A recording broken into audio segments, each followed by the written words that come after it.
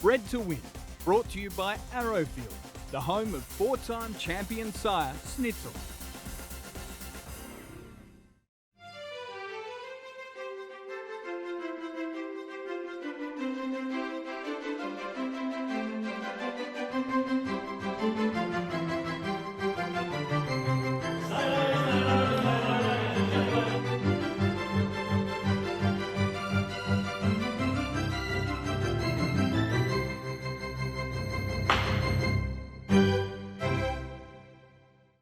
Hello, I'm Caroline Searcy. Welcome to the final episode of Bred to Win. Before we get back into season 2 of our thoroughbred rehoming show, Thoroughbreds Are Go.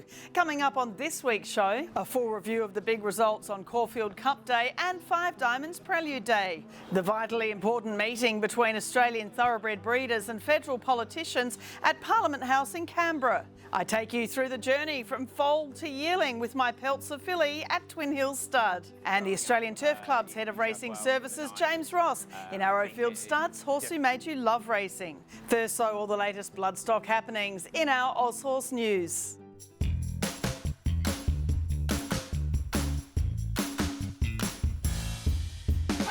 Without a fight, west wind blows. Saturday's $5 million Group 1 Caulfield Cup was another enormous success for the Saddler's World sire line through Galileo to Teofilo, sire of the first 2 home without a fight and west wind blows. Now trained by Anthony Friedman and son Sam, Without a Fight is owned and was bred by Sheikh Mohammed Obeid and is from the group-winning Dabawi mare Khorshid, bought for Victoria's Yulong Farm for 28,000 guineas at this year's Tattersalls February sale.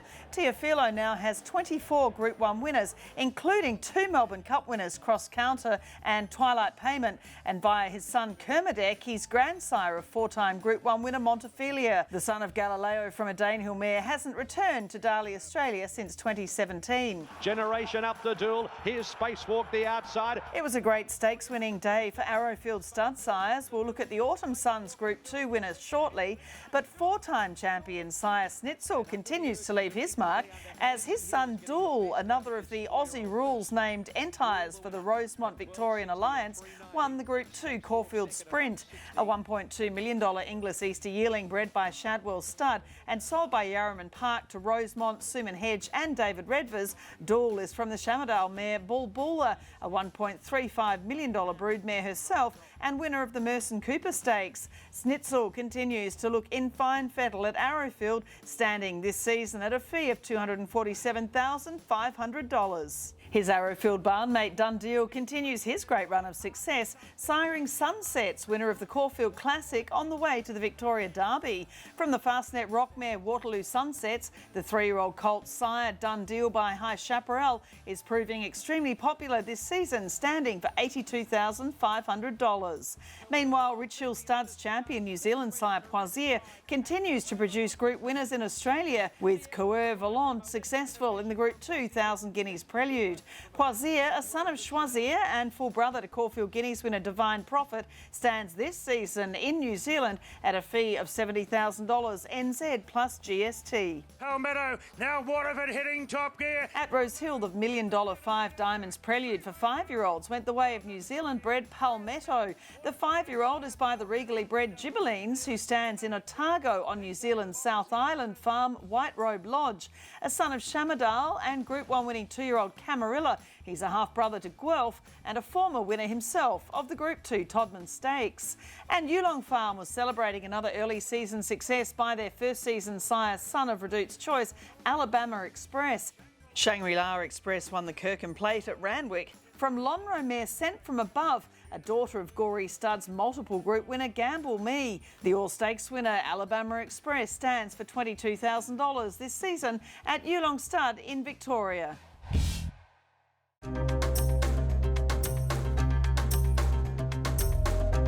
Bred to Win is pleased to announce a new G1 Goldmine product coming soon in Stallion Match. The idea is to help mare owners compare, choose and connect with confidence to make finding compatible stallions easy. The new Stallion Match process builds on currently available information, which has been supported by most of the major stud farms globally as they promote their stallions on the platform. The new Stallion Match will let breeders create a free profile, search a comprehensive database of stallions stallions and leverage one of the largest private thoroughbred databases, including more than 2 million horses, to find your perfect match. The program also has a custom-built messaging platform which lets you communicate directly with all farms and share files when you negotiate your potential nominations. A big thank you to Matthew Ennis and the G1 Goldmine team for again supporting Bred to win in 2023.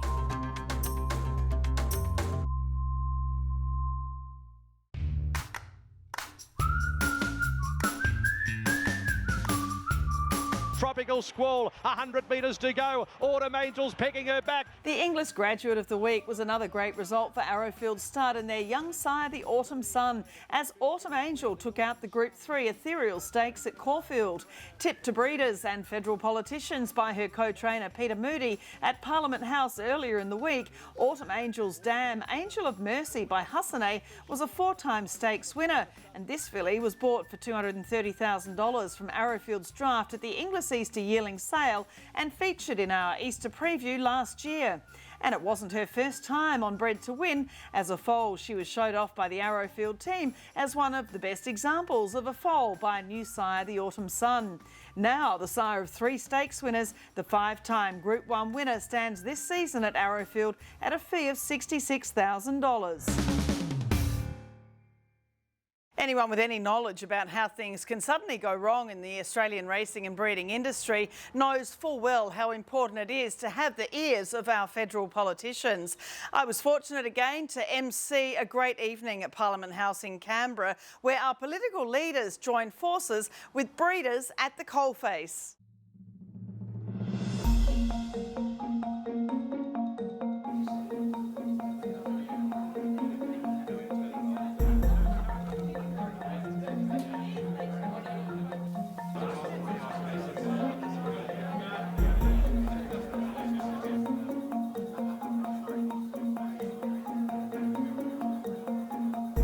It is a great honour and privilege to host this event here in the Speaker's Courtyard. You're all welcome to the Parliament of Australia. And I guess I just want to convey to you the support from the Albanese government for your industry. It's about regional areas, it's about jobs, it's about people going to the races and getting dressed up or just being at the races and having a good time. It's about fraternity, it's about celebration of sport, fresh air, you know, and all the good things. To each and every one of you, please don't underestimate the role and the significance that you play in regional rural Australia, but you play for this nation. The thoroughbred industry is so important. From the city to the bush, it plays not just a financial one and an economic one in jobs, but it's our outlet. It's an outlet for so many Australians and for us to come together. And after a couple of tough years, it was great to come back together. And I can tell you in regional Australia, it is the social fabric that brings us together is the races. I want to talk just briefly about the importance of this industry, not just, I've talked previously about how important it is as an employer, often for people who struggle to find employment in other areas, but have a wonderful affinity with the horses themselves. For all the trainers and people involved here tonight, thank you for what you do, because often there's countless hours and hours and hours that go into preparing these horses and loving and caring for them, and we appreciate what you do in that space. It is a challenge. We employ over 100 staff across our 2 farms, and that is one of our biggest challenges, is always finding staff, and we're always looking for staff at every level. You know, we've got the vet nurses and the highly skilled stallion grooms, foaling personnel, stud managers, and lots of young people. We are really passionate about staff, and one of the roles at TBA has really led the way on is training young Australians into this great industry, and we've had some really wonderful success stories. People coming from broken homes, caravan parks, bad beginnings and rough educations, coming into the horse business and really making a great career of it.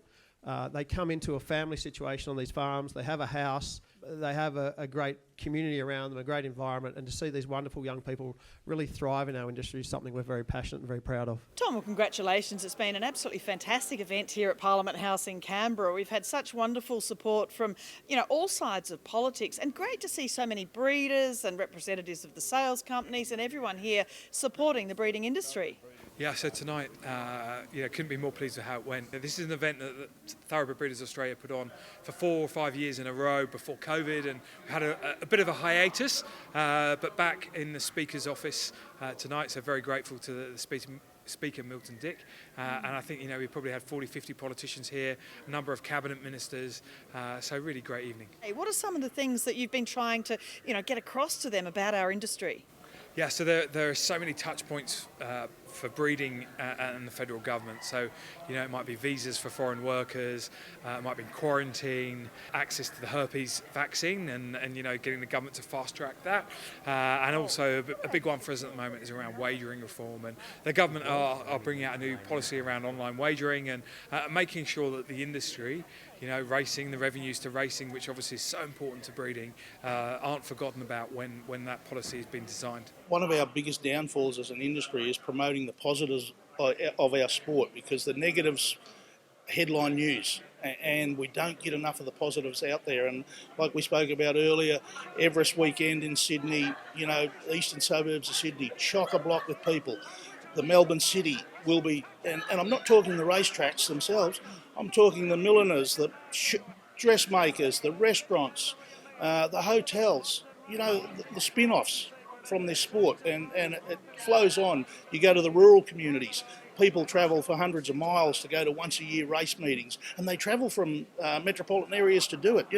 We deal with a wonderful animal that we love, and that's why we work with them.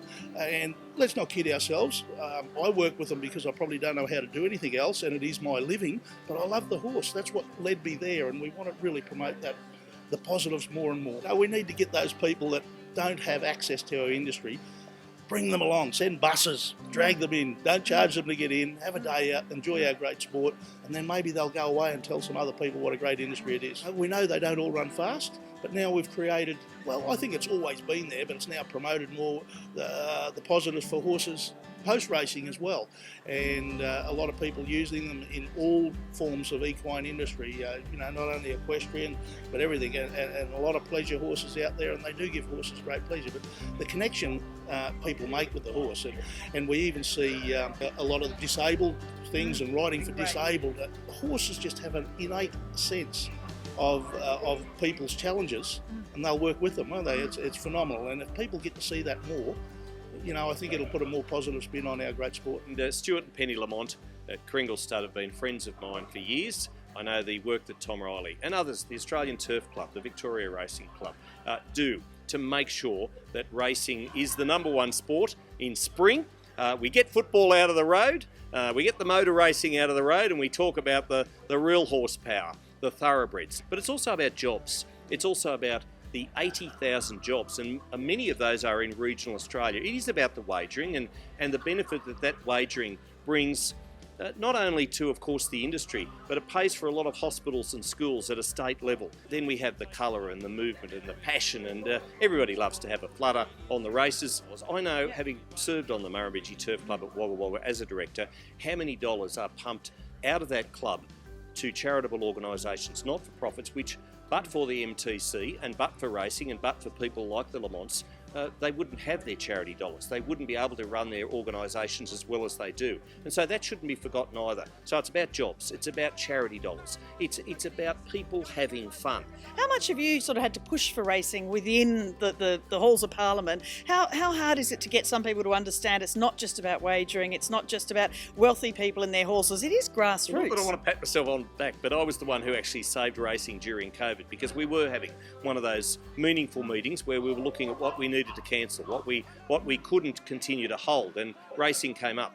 And of course I phoned both Stuart and Tom Callahor and Greg Nichols and Peter Volandis and said, you need to put in place a COVID-safe plan for racing.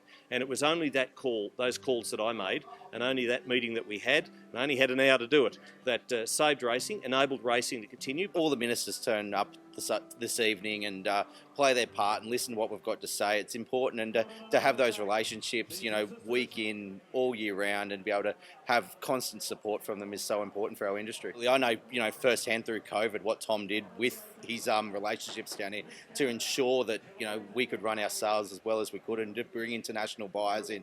It's such an important component having these relationships to to make things happen when you need to. And having nights like tonight, just sew those relations that little bit stronger so we can have that going forward.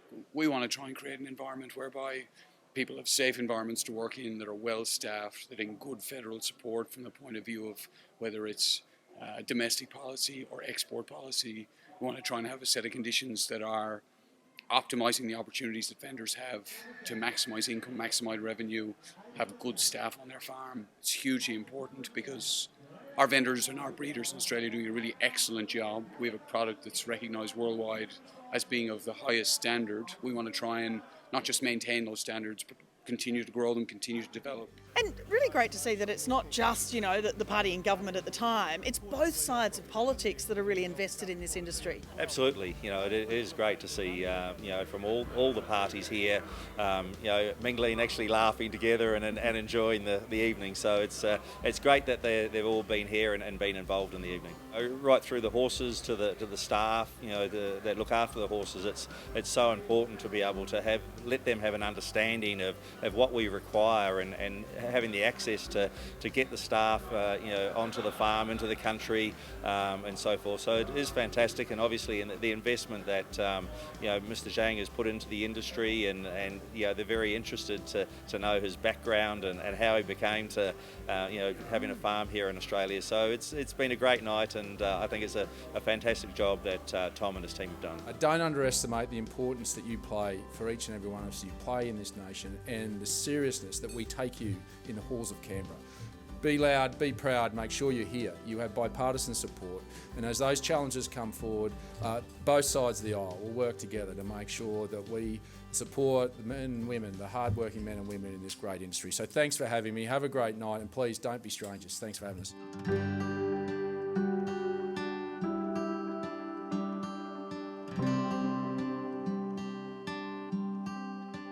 It really was a successful evening, and so rewarding to see our politicians so engaged with the Australian racing and breeding industry. Coming up after the break, the Cambridge Stud Performance of the Week, and we focus on my now not so little Peltzer filly as we take you through the process of educating a foal heading towards the yearling sales.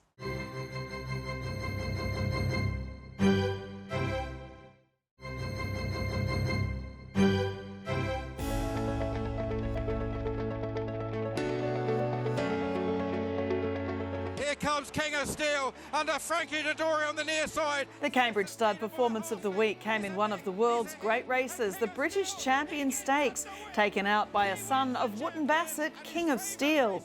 The 3-year-old is from the Verglass mare Elder Carr and beat home a mare by Fastnet Rock via Sistina.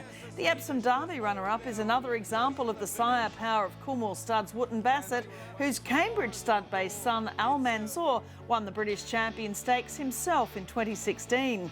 Al Manzoor's making a mark of his own in Europe and in Australasia. Again, an enormously popular choice for mare owners this season, standing at Cambridge at a fee of $50,000 NZ plus GST. He salutes the crowd on his farewell ride, and his favourite racecourse is King of Steel. Well, I've never been one to enjoy making myself front and centre in the stories I do for Bred to Win. It's incredible the times that I do, the genuine reaction from people who are interested in a personal tale of doing something in the breeding industry you've not done before. Here we focus on my Peltzer filly at Twin Hills Stud and look at what is involved in taking a foal through to a yearling sale.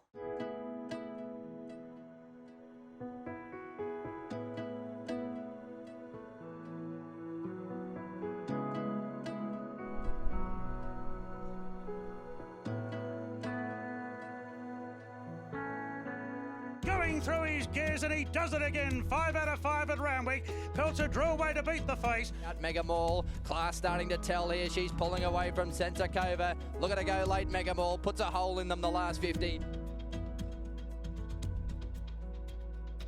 Here is Mega Mall and her Peltzer filly.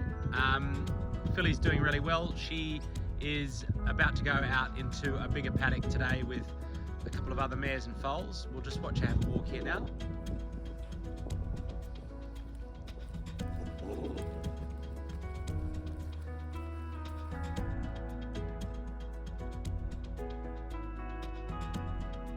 Olly, it's been so fascinating, the journey so far with this gorgeous Peltzer filly, and we're obviously aiming to sell her. Tell us a bit about some of the handling she's had since we first filmed her as a foal. Yeah, it's a long road to get a horse to a horse sale.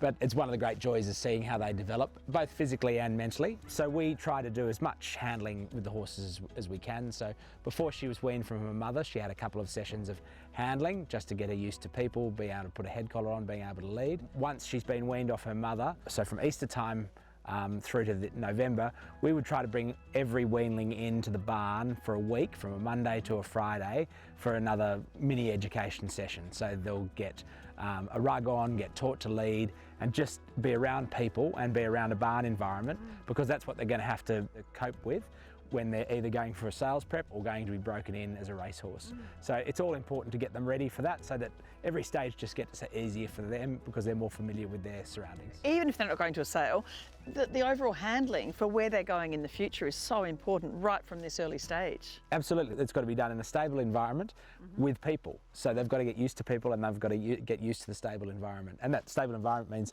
having a rug on, or going on a walker, or having a bath. Yeah. They've got to get used to all of those sorts of things. So, look, we find, lots of people, everyone does it differently. We think getting them in, a number of times before they either head into a sales prep or head off to a breaker is very beneficial for them. Yeah, I mean, some people watching, obviously there are lots of people that breed horses, they understand all this, but a lot of people don't know the work that goes in. I mean, tell us, even putting on a rug, that must be so scary for a foal to suddenly have this thing coming across your back. Explain, are there ways of sort of making it sort of a smoother process for them? Well, I think, look, with everything we do with them, it's just doing it quietly and gently and slowly, not trying not to rush them, trying to do it at their speed. Obviously, sometimes they've got to be sped up, but it's just trying to do it gently and quietly is the best way. And horses are very willing, loving animals. If you work with them, then they'll do their best for you. Yeah, and we see, of course, your wonderful staff here, having a little chat with her, and just sort of, it's just important that the talk, isn't it? Just to get them used to, no matter what you're saying, it's just a comforting thing for a horse, isn't it? A young horse. People don't work on horse farms unless they love horses. Yes. So, people really love horses. They love being around horses, and particularly working with young horses. It's very rewarding seeing them develop.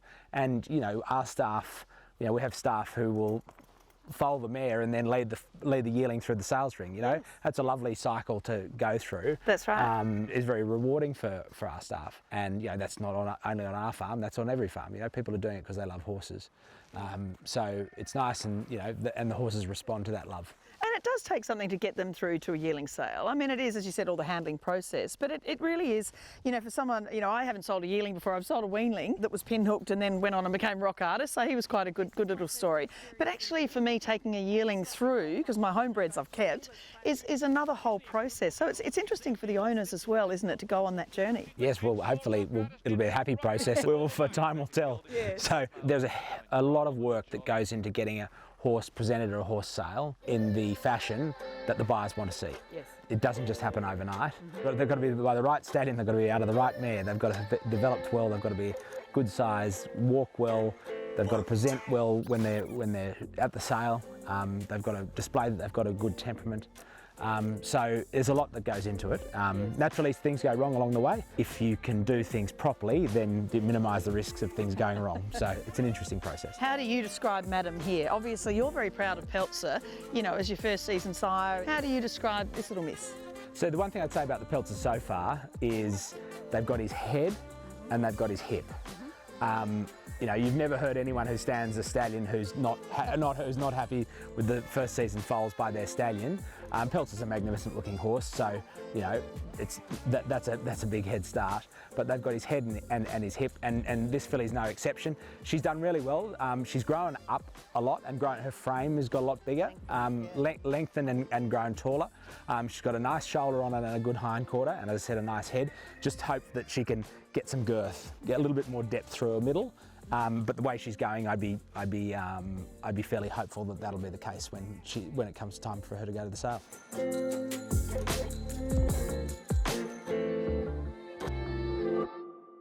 I'm looking forward to her hopefully getting in the right sale and into the right home. Coming up after the break, the Australian Turf Club's James Ross in Arrowfield Studs, horse who made you love racing.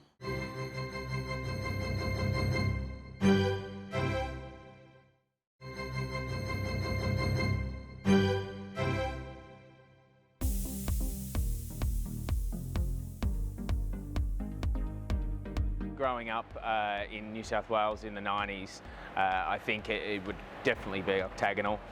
He was just part of a classic generation. I think everybody still talks about that generation, you know, 2 decades on. His feats really to be able to win a Group 1 race at 2. He was narrowly beaten in a Golden Slipper. I think to go on and be a Triple Crown winner at 3, you know, that was particularly exciting. He was a 9-time Group 1 winner in all. But I think everybody really got hooked on Octagonal in that classic generation. There's very few horses that are able to win from a mile through to a mile and a half. He was able to, I think, win 5 Group 1 races across that 3-year-old year. 2 of them, you know, at open age. He won a Cox Plate and a Tancred Stakes. So he was particularly special. But I think, above all, when you watched Octagonal run, it was all about the clashes. And he was not just, you know, producing, I think, world-class performances. He was beating the best of the best. You know, Saintly went on to win a Cox Plate and a Melbourne Cup after that. Nothing Like a Dane had been a Victoria Derby winner and Melbourne Cup place getter. Falante came out the following year and won the Epsom in amazing style and also ran placings in a Cox Plate. They were all horses of a generation. So I think that was particularly special about Octagonal. I probably look back to one of Octagonal's defeats as one of the best moments that got me hooked on racing, was because Shane Dye brought him into the Randwick Mounting Yard, which was out the front at the time, and he brought him along the fence, so all of the people that had come to see Octagonal were able to reach out and touch him. And I think we've been blessed in Australian racing, you know, Winx, Animo, we go through Black Caviar and so many fantastic horses, but I think the thing that resonates about those horses is they're not only winning championship races, they're winning multiple races each year, they're racing on. You know, right through to 5 and 6 sometimes, and that just builds that affinity. But at the end of the day, it's the clashes, and that's what I focus on at the Australian Turf Club, of trying to get the best horses against each other, because I think that's what thrills the race goers the most. You know, everything from our members through to the punters at home. People want to see those big clashes. We've been investing heavily in that, and more recently we've seen, you know, Very Elegant was a special win against the Dave, you know, when they competed at Rosehill Gardens in a couple of carnivals ago. And that's what we want to do. We want to have those moments where people come to the racecourse, come to support the horse that they've been following all year, and see something that they probably will remember for decades to come.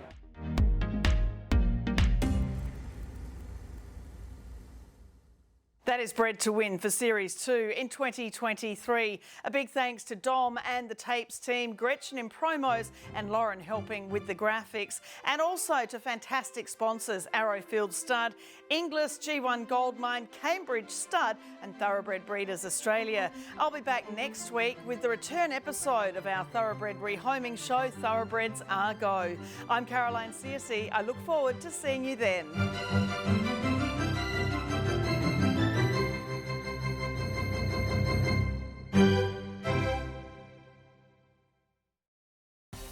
Bred to Win, brought to you by Arrowfield, the home of 4-time champion sire Snitzel.